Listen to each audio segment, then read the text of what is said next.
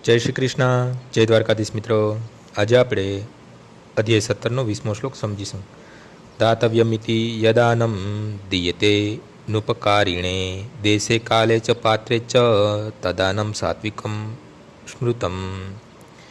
જે દાન કર્તવ્ય સમજીને કોઈ બદલાની આશા વિના યોગ્ય સ્થાને તથા સમયે અને સુપાત્ર વ્યક્તિને અપાય છે તે સાત્વિક દાન ગણાય છે. વૈદિક સાહિત્યમાં એવા મનુષ્યને દાન આપવાની ભલામણ થઈ છે કે જે આધ્યાત્મિક કાર્યોમાં પરોવાયેલો હોય. અવિચારીપણે દાન આપવાની ભલામણ થઈ નથી. આધ્યાત્મિક કેળવણી હંમેશા ધ્યાનમાં રખાય છે. એટલે જ દાન કોઈ તીર્થસ્થાનમાં સૂર્ય અથવા ચંદ્રગ્રહણના સમયે પાંચના અંતે યોગ્ય બ્રાહ્મણને, વૈષ્ણવને અથવા મંદિરમાં આપવાની ભલામણ થઈ છે. આવું દાન તેના બદલામાં કશું મેળવવાની અભિલાષા રાખ્યા વગર આપવું જોઈએ. કેટલીક વખત નિર્ધન માણસને કરુણાવશ દાન અપાય છે, પરંતુ નિર્ધન જો દાન લેવા પાત્ર ન હોય તો કશી આધ્યાત્મિક પ્રગતિ થતી નથી. બીજી રીતે કહી શકાય કે વૈદિક સાહિત્યમાં અવિચારીપણે દાન આપવાની ભલામણ થઈ નથી.